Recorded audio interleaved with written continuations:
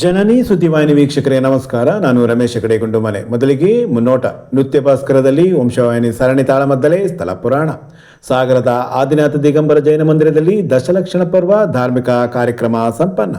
ಜೈನ ಧರ್ಮದ ತತ್ವ ಸಿದ್ಧಾಂತದ ಅನುಸರಣೆಯಿಂದ ಜಗತ್ತು ಶಾಂತಿಯಿಂದ ಇರಲು ಸಾಧ್ಯ ಎಂದು ಸಾಗರ ತಾಲೂಕು ಕನ್ನಡ ಸಾಹಿತ್ಯ ಪರಿಷತ್ ಅಧ್ಯಕ್ಷ ವಿ.ಟಿ. ಸ್ವಾಮಿ ಹೇಳಿದರು. ಇಲ್ಲಿನ ನೆಹರು ಮೈದಾನದ ಆದಿನಾಥ ದಿಗಂಬರ ಜೈನ ಮಂದಿರದಲ್ಲಿ ಆಯೋಜಿಸಿದ್ದ 10 ದಿನಗಳ ದಶಲಕ್ಷಣ ಕಾರ್ಯಕ್ರಮದಲ್ಲಿ ಅವರು ಮಾತನಾಡುತ್ತಿದ್ದರು. ಜೀವನದಲ್ಲಿ ಆಧ್ಯಾತ್ಮಿಕತೆಯ ಮಹತ್ವ ಅರಿತಾಗ ಜೀವನದ ತಿರುಳು ಅರ್ಥವಾಗಲಿದೆ. ಜೀವನ ಅರ್ಥವಾದರೆ ಅಲ್ಲಿ ಶಾಂತಿ ನೆಮ್ಮದಿಯ ಬದುಕು ಸಾಧ್ಯ ಎಂದು ಅವರು ಹೇಳಿದರು. ಚಿಂತಕ ಸಂಪತ್ ಕುಮಾರ್ ಜೈನ್, ಸಹಾಯಕ ಪ್ರಾಧ್ಯಾಪಕ ಡಾಕ್ಟರ್ ಮಹಾವೀರ ಜೈನ್, ಹಿರಿಯರಾದ ಪದ್ಮರಾಜ್ ಜೈನ್ ಅವರು ಮಾತನಾಡಿದರು. 10 ದಿನಗಳ ಕಾಲ ನಡೆದ ದಶಲಕ್ಷಣ ಪರ್ವದ ಪೂಜಾ ಕಾರ್ಯಕ್ರಮವನ್ನು ಪುರೋಹಿತರಾದ ಅಶೋಕ್ ಇಂದ್ರ, ಅಕ್ಷರ್ ಇಂದ್ರ ನಡೆಸಿಕೊಟ್ಟರು. ಈ ಸಂದರ್ಭದಲ್ಲಿ ಪದ್ಮಶ್ರೀ ಮಹಿಳಾ ಸಮಾಜದ ಸದಸ್ಯರು ಹಾಗೂ ಪ್ರಮುಖರಾದ ಹೊಯ್ಸಳ ಜೈನ್, ನಾಗರಾಜ್ ಜೈನ್, ರಾಜ್ಕುಮಾರ್ ಜೈನ್, ಅಶೋಕ್ ಕುಮಾರ್ ಜೈನ್, ಸುನೀಲ್ ಜೈನ್, ಮಹಾವೀರ ಜೈನ್, ಗಜೇಂದ್ರ ಜೈನ್, ರತಿ, ಚಂದ್ರಕಲಾ, ಶ್ರುತಿ, ಜ್ಯೋತಿ ಮತ್ತಿತರರು ಹಾಜರಿದ್ದರು.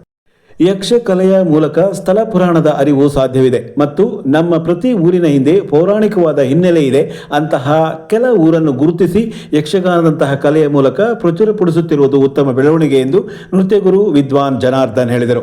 ಇಲ್ಲಿನ ನೃತ್ಯ ಭಾಸ್ಕರ ಸಭಾಂಗಣದಲ್ಲಿ ಶ್ರೀ ರಾಜರಾಜೇಶ್ವರಿ ಕುಪಾಪೋಷಿತ ವಂಶವಾಹಿನಿ ಯಕ್ಷಮೇಳ ಗುಂಡುಮನೆ ಏರ್ಪಡಿಸಿದ್ದ ವಿಜಯ ಶೀರ್ಷಿಕೆಯ ಸರಣಿ ತಾಳಮದ್ದಲೆ ಆಸ್ತಿಕ ವಿಜಯ 6ನೇ ಕಾರ್ಯಕ್ರಮದಲ್ಲಿ ಅವರು ಮಾತನಾಡುತ್ತಿದ್ದರು.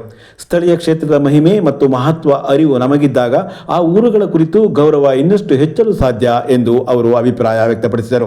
ತಾಳಮದ್ದಲೆಯ ಅರ್ಥಧಾರಿ ಅರುಣ್ ಬೆಂಕಟಬಳ್ಳಿ ಮಾತನಾಡಿ, ಸ್ಥಳದ ಐತಿಹ್ಯ ನಿಜಕ್ಕೂ ಕುತೂಹಲ ಮೂಡಿಸುತ್ತದೆ.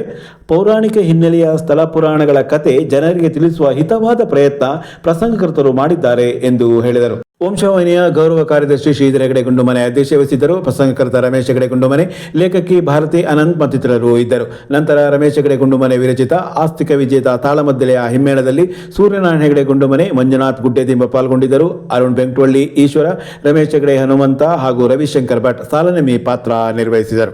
ನಮ್ಮ ಸ್ಥಳೀಯ ಕ್ಷೇತ್ರ ಮಹಾತ್ಮೆಯನ್ನು ನಮ್ಮೆದುರಿಗೆ ತುಂಬ ಅತ್ಯಮೋಘವಾಗಿ ಇಲ್ಲಿ ನಡೆಸ್ಕೊಟ್ಟಿರ್ತಾರೆ. ನಮ್ಮ ಹತ್ತಿರದ ಊರೇ ಇಷ್ಟು ಪೌರಾಣಿಕ ಇಂದ ಕೂಡಿತ್ತು ಅಂತ ಇವತ್ತಿನ ನಮ್ಮ ಆಖ್ಯಾನದಿಂದ ಗೊತ್ತಾಯಿತು. ತುಂಬ ಚಂದವಾಗಿ ಮೂಡುವಂಥ ಈ ಕಾರ್ಯಕ್ರಮ ಅಂತ ನಾನು ಹೇಳಲಿಕ್ಕೆ ಇಷ್ಟಪಡ್ತೀನಿ. ಆದರೆ ಆ ವೀರಮಣಿ ಕಾಲದಲ್ಲಿ ಈ ಪಂಚಮುಖಿ ಆಂಜನೇಯನ ಕಥೆಯೆಲ್ಲ ಇಲ್ಲ. ಹಾಗಂತ ಇಲ್ಲಿ ನಗರ ಸಮೀಪ ಇರ್ತಕ್ಕಂತಹ ಈ ರಾಮಚಂದ್ರಾಪುರ ಮಠ, ಆಮೇಲೆ ಸಾಲಗೇರಿಯ ದೇವಸ್ಥಾನ, ಅಲ್ಲಿ ಈ ಕಥೆಯ ಪೂರ್ಣವಾದಂಥ ಆಂಜನೇಯನ ಕಥೆ ಇದೆ. ಶ್ರೀತ ರಮೇಶ್ ಹೆಗಡೆ ಗುಂಡುಮನೆಯವರು ಈ ಒಂದು ರಿಮೋಟ್ ಕತೆ, ಅಂದರೆ ಬಹಳ ಮೂಲದಲ್ಲಿ ಇರ್ತಕ್ಕಂಥ ಒಂದು ಕತೆ ಇದು. ಬಹಳಷ್ಟು ಗೊತ್ತಿಲ್ಲ ಅಲ್ಲಿ ಪಂಚಮುಖಿ ಆಂಜನೇಯ ದೇವಸ್ಥಾನ ಇದೆ, ಅದು ಇದೆ ಯಾಕೆ ಅಂತ ಸಂಬಂಧಪಟ್ಟಂಥ ಕಥೆ ಇನ್ನೊಂದು ಗೊತ್ತಿಲ್ಲ. ಹೀಗೆ ನಮ್ಮ ಸುತ್ತಮುತ್ತ ಇನ್ನೂ ಎಷ್ಟೋ ದೇವಸ್ಥಾನಗಳ, ಎಷ್ಟೋ ಸ್ಥಳಗಳ ಐತಿಹ್ಯಗಳು, ಪೌರಾಣಿಕ ಕಥೆಗಳೆಲ್ಲ ಇದ್ದಾವೆ. ಇವರು ಇದನ್ನು ಸಂಯೋಜನೆ ಮಾಡಿ ತುಂಬ ಆಕರ್ಷಕವಾಗಿ ಬರ್ತಿದ್ದಾರೆ. ಒಂದು 2-2.5 ತಾಸಿಗೆ ಒಳ್ಳೆಯ ಪ್ರಸಂಗ, ಯಕ್ಷಗಾನ ರಂಗ ಪ್ರದರ್ಶನಕ್ಕಾಗಿ, ತಾಳಮದ್ದಲೆಗಾಗಿ ಇದನ್ನ ಒಂದು ಹದದಲ್ಲಿ ಅವರು ಸಂಯೋಜನೆ ಮಾಡ್ಕೊಂಡು ಹೋಗಿದ್ದಾರೆ. ಯಾಕಂದರೆ ನಮ್ಮ ಸಮೀಪದ ವರದಮೂಲ ಅದು ಬ್ರಹ್ಮಕಪಾಲಕ್ಕೆ ಹೊಂದ್ಕೊಂಡಂಥ ಕತೆ, ವರದಾ ಕ್ಷೇತ್ರ ಮಹಾತ್ಮೆ. ಹೀಗೆ ಇನ್ನೂ ಅದೆಷ್ಟೋ ಕ್ಷೇತ್ರ ಮಹಾತ್ಮೆಗಳು, ಐತಿಹ್ಯಗಳು, ಪೌರಾಣಿಕವಾದ ವಿಷಯಗಳು ಇದ್ದಾವೆ, ಸುತ್ತ ಇದೆ.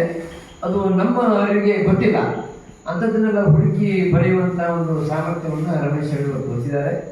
ಒಂದು ಪೌರಾಣಿಕ ಹಿನ್ನೆಲೆಯ ಹಾಗೂ ಒಂದು ಸ್ಥಳ ಪುರಾಣದ ಸಂಯೋಜನೆಯಾದಂತಹ ಈ ಕತೆ ತುಂಬ ಆಕರ್ಷಕವಾಗಿದೆ. ಒಂದು 2-2.5 ತಾಸು ಪ್ರೇಕ್ಷಕರನ್ನು ತಗೊಂಡೋಗುತ್ತೆ. ಹಾಗೂ ಕಲಾವಿದರು ಕೂಡ ಒಂದು ಪೌರಾಣಿಕ ಹಿನ್ನೆಲೆಯ ಒಂದು ಸೌಕರ್ಯ ಇರುವ ಕಾರಣ ಉತ್ತಮ ಪ್ರದರ್ಶನ ಪ್ರಸಂಗವಾಗಿ ಈ ವಿಡಿಯೋ ಹೇಳಲಿಕ್ಕೆ ಇಷ್ಟಪಡ್ತೀನಿ.